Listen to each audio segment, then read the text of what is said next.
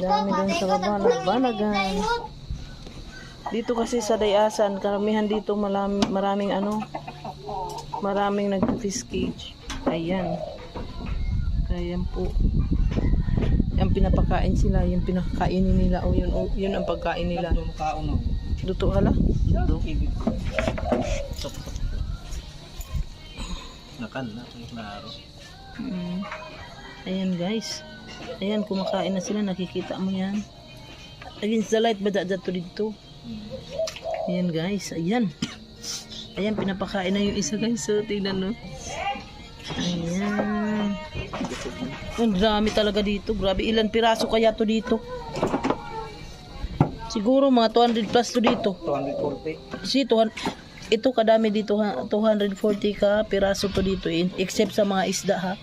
Hindi kasali sa mga isda to guys. Ito lang banagan.